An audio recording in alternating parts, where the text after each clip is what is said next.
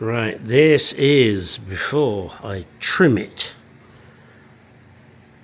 It hasn't filled in there as much as I would like. I think, do I fill it before I trim it, or do I trim it before I fill it? I think I'm going to trim it and then refill it to try and make it as smooth as it could be, and I'll put a piece of tape on the other side. Yeah, thanks S&G Barrett for selling shit. Okay, not pretty again. I'm hoping I can clean this up afterwards. Thanks S&G Barrett for giving me shit to deal with. So not only do I get shit from my wife because I ran my car and I didn't have the garage door open long enough for the fumes. Oh my God. Why do I have to deal with this shit?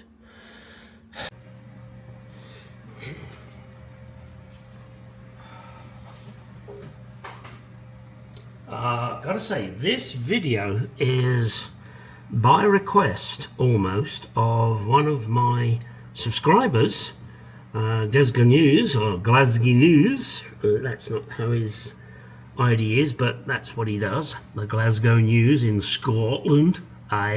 Jimmy? No. Yeah, okay, could be. On tuning the carburetors. Now, do understand, I am not an expert on tuning these carbs, but I do seem to get them to work. I do start with the basic setup, and then I fuck with it until it runs right.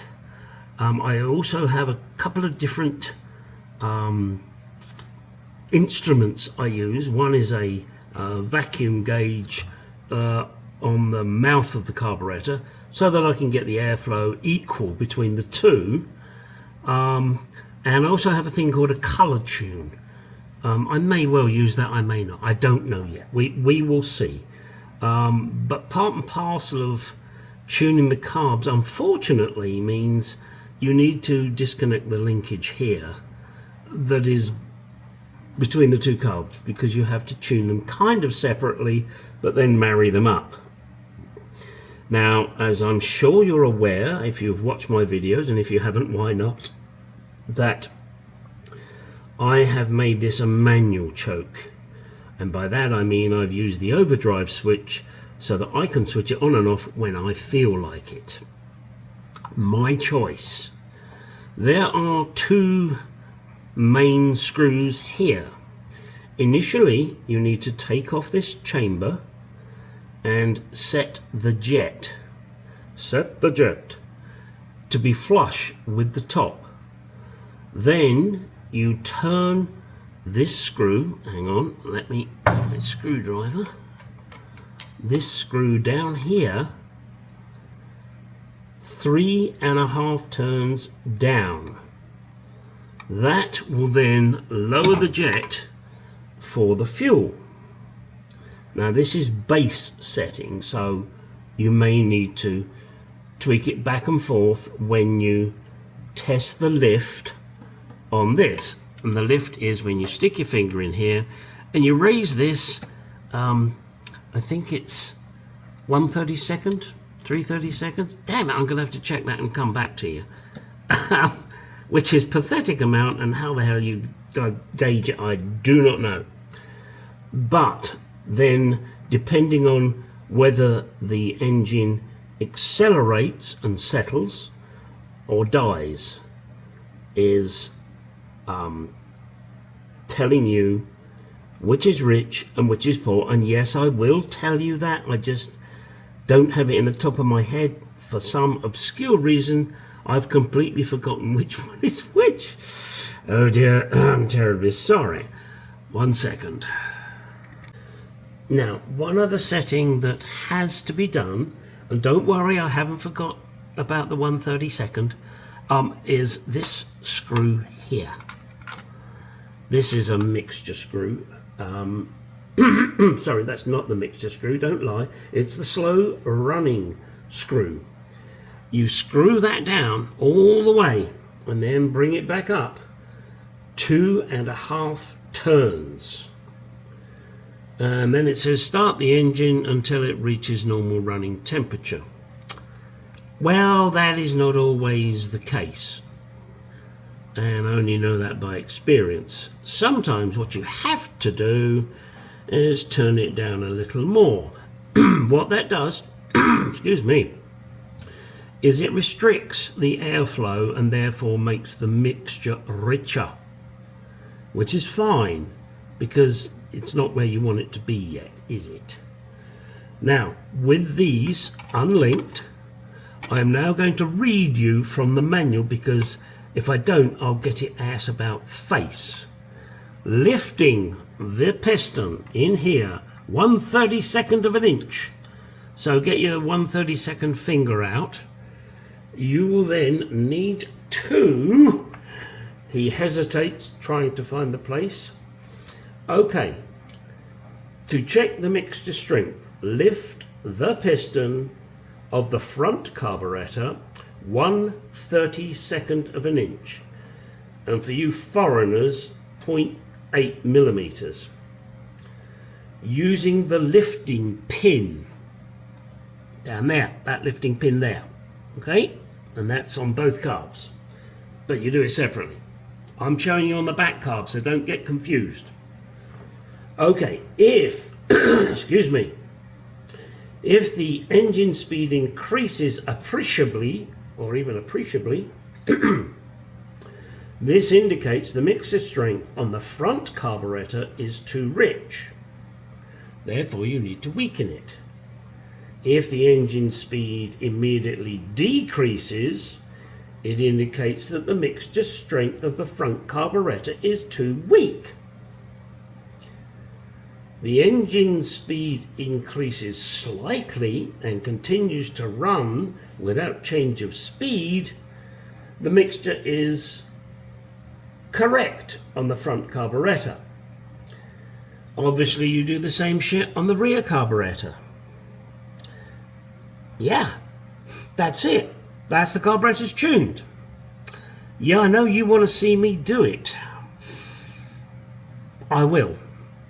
But not right this second, because I'm still working on the window channels, which if you're following my videos, you will see I'm not a happy bunny. Yeah. That's the base setup on these carburetors. We will now move on to me attempting to follow those rules by loosening these here so that they are separate. I may well have to mess with this. I think what I'm gonna do is I'm going to leave these joined at the moment, get the engine up to temperature, then start messing with this. I've already set the ones down here. They're already set, but that doesn't mean I won't have to adjust them, because this is the mixture, this is the strength. Not enough fuel, too much air, whichever way around you want to look at it. They should both be roughly the same. So this is a volume screw, which you may need to adjust.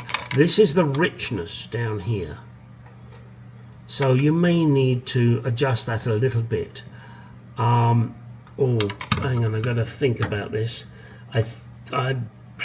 Shit, somebody correct me if I'm wrong here. If you screw that down, that increases the strength. If you unscrew it,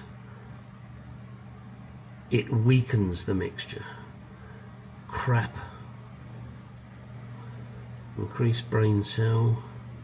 Yes, I'm pretty sure, and somebody out there, please correct me if I'm wrong, if you screw that screw down, you will get a richer mixture. If you unscrew it, you will get a weaker mixture.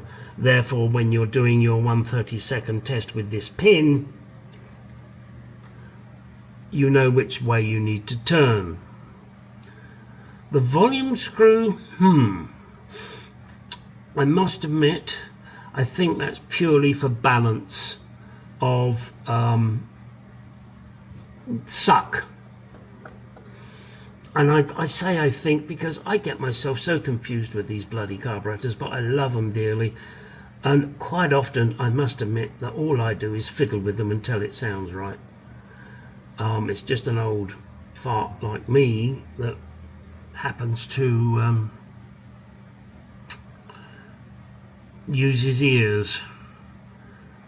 I'll use the bass settings, but then I kind of figure it out myself, which of course is not much help to anybody watching this that wants the perfect solution. I don't do perfect solutions. I do what I do, and then you take it your way. Oh dear. Sorry guys. I will in another video, not this one, I'm going to let this one out now because it's fun. I will in another video do the tuning and make it work, and then you can laugh and watch.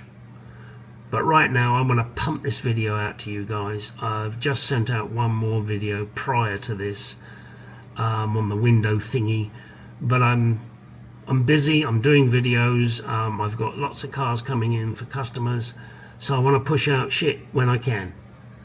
Hope you enjoy it. If you don't, sorry. But please do hit the like button, make comments. I know I keep mentioning this, but it helps me algorithms, and that puts money in my pocket, and it doesn't cost you a fucking dime. So if you like my channel, you want to help, subscribe, click like, make comments.